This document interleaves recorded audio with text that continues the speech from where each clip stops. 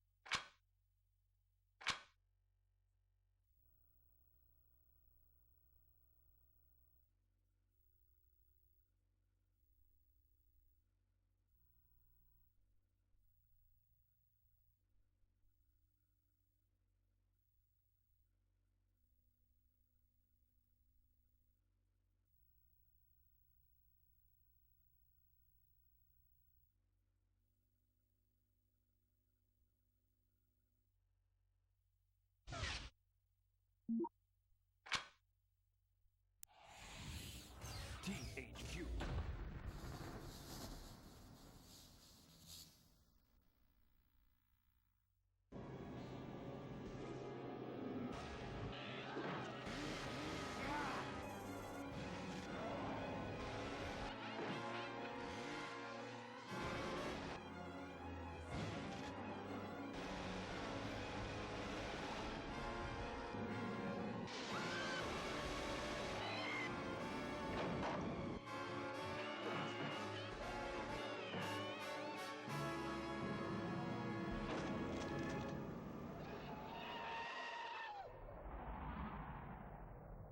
Well, I really enjoyed working on Evil Dead Fistful of Boomstick because it was a little bit of a trip down memory lane. This is a game where, you know, we really wanted to try and capture the movement and the action and just the overall kind of over-the-top, overwhelming, you know, kind of action that, you know, you get in the movies. The Evil Dead Fistful of Boomstick is very similar to the trilogy as far as the campy, tongue-in-cheek type of comedy. Hey, how's that hole in your head feel? We've really tried to capture the franchise and we've really tried to capture the license. And like I said, you know, the campy horror, the humor that's involved, and then just the sheer action of the movies is, I think, translates well into the game. So you're probably asking yourself how a handsome devil like me ended up in a place like this with you, right? It's a lot different from movies, obviously, because it's more controlled, but it's just as challenging because you're now involving the player in the plot of the story, so you have to accommodate that. Obviously, with games, you kind of control them. I mean, they can only go to so many areas, but what if someone just stood there going click, click, click, click, click, click, eventually, so we'd record a line of like, there's nothing there, you know, get away from that door, step away from the window. Hello? Hello? Hey, wake up and smell the corpses. I think Bruce is the special feature. Oh, please. There are so many Evil Dead fans out there, and the fact that Bruce is involved are going to make people, I think, want to go out and get this game. Bruce is a great guy. That hack wouldn't know the real Necronomicon from a roll of extra fluffy two-ply. Sam loves complaining about my performance after the fact. And he goes, what were you thinking when you did that reaction? I'm like, where were you, eating a sandwich? You're on the set. If you didn't like it, I would have changed it. Dork. He's really into the idea of, you know, continuing to be that action superhero, you know, and translating it into games, I think, is really neat for him to see himself in a game and, you know, to really see the legacy of Evil Dead being, you know, passed on now through games. This is just very entertaining, the fact that some cheeseball character from 1979 is running around on, you know, some guy's video shelf in 2003. What are we gonna do? We're gonna bury her. You can't bury Shelley. She's a friend of ours. If you really love the movies, then it's going to be kind of cool to play his part. And I'm glad that he's still willing to work with us on these games. Why are you torturing me like this? Why? I like the fact that people like these movies, so I'm happy to give him the next best thing. You know, Sam's making Spider-Man now. It might be a little tougher to get that Evil Dead 4 cranking out. So in the meantime, yeah, seriously, I'm really sincere when I say that this is the next best thing. You got the guy with the saw and the witty barbs, and he's running around with chainsaws, shotguns, and monsters. To make a long story short, I was sent to hell and back. and then back again. And again. The game is basically, it's complete action. It's a lot different than the games prior, Evil Dead game. If you're familiar with the games, there are deadites, which are basically corpses. There are that come to life, and you get about 30 that can attack you all at one time, and they'll just be all over, jumping through walls, coming out of windows, and there's surprises like in every turn, every corner. One of the things that people really got excited about with this game was dismemberment, Being able to lop off somebody's arm is completely gratifying after a 16-hour day. I think that, the combo moves, being able to impale somebody, being able to just see blood fly, that's what the fans are really looking for. Just the cheeseball blood spattering, and just you go, ugh! The weapons are actually probably my favorite. Ash is the type of guy that's going to go into a hardware store and he's going to look around for the nearest thing that he can kill a deadite with. Every weapon within the game is upgradable. If it's a flamethrower, for instance, there's different upgrades for the flamethrower. I would have to say that the Gatling gun is probably my favorite maximum destruction weapon. The chainsaw is definitely the number one thing that you use throughout the game, and it's going to be fun throughout the time. And one of the coolest things in the game actually is you can lop off a deadite at the waist with the chainsaw, and they'll continue coming at you. They'll be crawling after you, with their arms, which is just great. Chainsaw is going the entire time. That's something that Sam was always trying to make happen, is the chainsaw was constantly puttering. In the film, we had to have tobacco being pumped through tubes up my leg and up my arms and into the chainsaw, so at the end of the day, when we took it out, I got these nicotine stains all the way down my whole body, so thank God for video games. That Ash does not have to have a tube full of nicotine going up his butt. We tried to really give the person who's playing this game enough control from a third-person standpoint to really see what was going on. Every animation is dictated through the targeting system. Ash can actually target over his shoulder, behind him, and all this is tied to the camera as well, too. So if he were to actually target and shoot over the shoulder, the camera follows the targeting system pretty well. The environments of the game are set up such that we have 3 environments that are centered around Dearborn, and they're in modern time. So we've centered different areas within Dearborn, and then we actually have 3 other environments that are set in historical areas. We've got a colonial environment and a Civil War environment, and then the final map on the game actually is a post-apocalyptic Dearborn. So this is the Deadites have been in control for a certain amount of time now, and they've just completely destroyed everything. How did you know what Dearborn looked like during the Civil War? You obviously researched it, right? We had a team of researchers. Okay, good. It's from the Smithsonian? Okay. It's kind of interesting to see the different clothing that the Deadites are wearing, and the different types of dialogue that they use. I think that's kind of cool, and I don't think you can use it for a history test, but I think that it's pretty fun to go back in time. Go, Ash, go. See, he's on the prowl. I like that. He's a little hunched over when he's moving. Oh, who the hell are you, mister? Pardon me, officer. I need to find some things belonging to a stiff. A guy called Nobi. Let's see him kill somebody. Let's start killing people. Enough of this talk. Oh, is that disgusting? I like how the blood takes the motion of the saw when it slices them.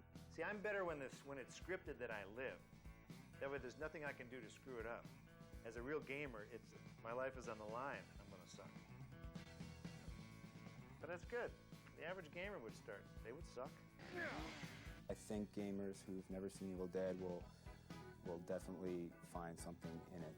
If they like violence, if they like puzzle solving, if they like just having a bunch of enemies or on screen at once, I think they'll like it. We've really given them as much of the gore and as much of the action, as much of the intensity of the movies as we had originally planned, and we really transferred a lot of that all the way through to the end. There's always the next game. I think everyone that works in production will admit that when they make a game, they see things that they would just love to throw into the next game. There's a lot of ideas floating around, and I think once we do have time to actually sit down and catch our breaths and get back to the drawing table, that there's a lot of extras that we would like to see go into the next one. We really just want to keep taking it to the next level. We really want to keep improving and really giving the gamers out there as much value as we can.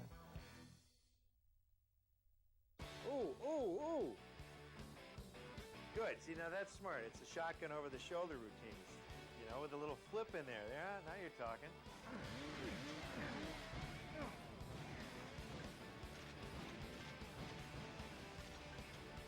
Little finesse. They've got the ash. They've got the essence of ash. Little flip, little gunshot, little chainsaw, and away you go. Everyone go.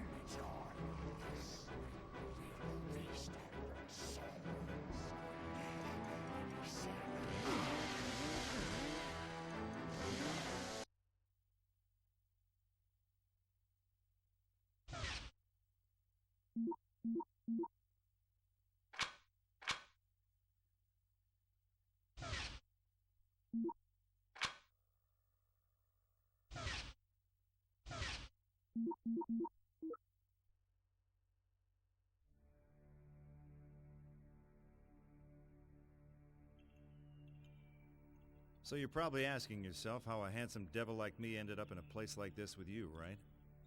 All right, I'll tell you the whole story, but I warn you, it ain't pretty.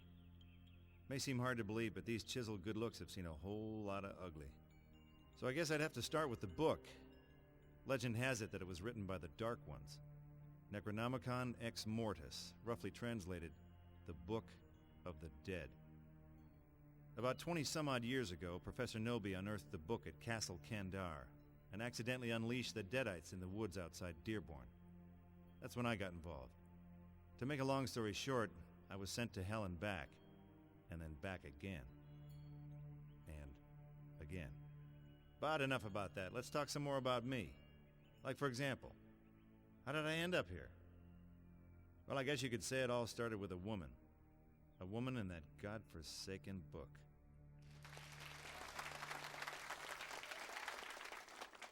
Welcome, true believers, to another chilling episode of Mysteries of the Occult. I'm Trisha Pettywood, your guide into the realms of shadow and the arcane.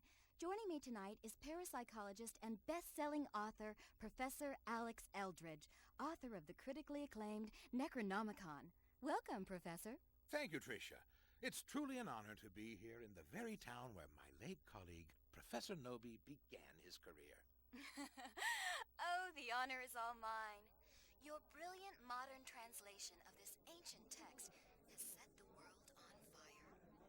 I'm told there's even a film in the works. Oh, please.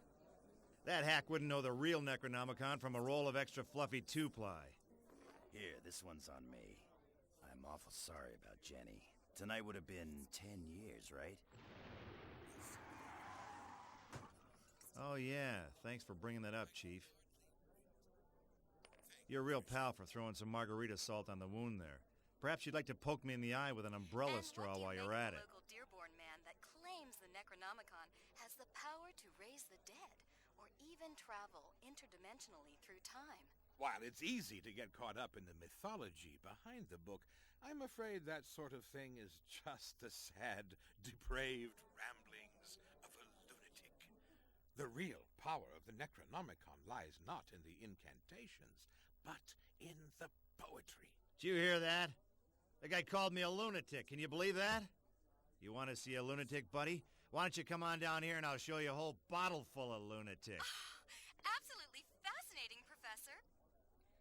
We may never know what really happened in that cabin in the woods, but perhaps tonight we can finally shed some light on this famous local mystery. There I was, face to face with the mother of all ugly. So I say, come get some, and blam, no more Mr. Nasty Face. thanks to my investigative work into the Nobi case, I've managed to uncover this amazing piece of evidence. Here in my hand is the last known tape of Professor Nobi, recorded the very night of his disappearance. But then it went bad. My hand, my own hand, it grabs the knife and I... In a Mysteries of the Occult exclusive, we're going to play the tape live in studio. Huh? Oh, I can hardly wait. Wait. What the hell are you doing? Don't play it. Don't play that... tape. Strata, Montos, Nosferatus,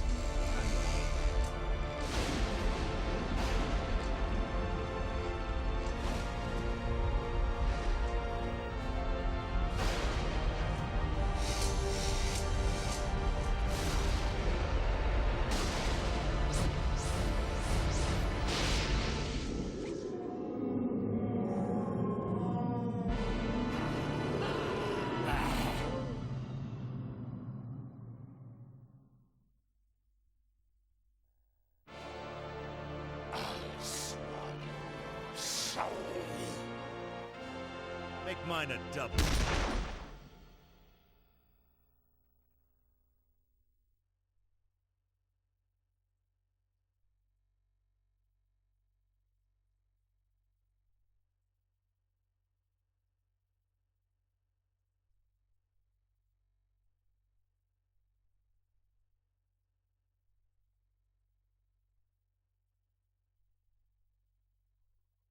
When you've just emptied both barrels of a shotgun into your favorite bartender, you can pretty much bet that happy hour's over.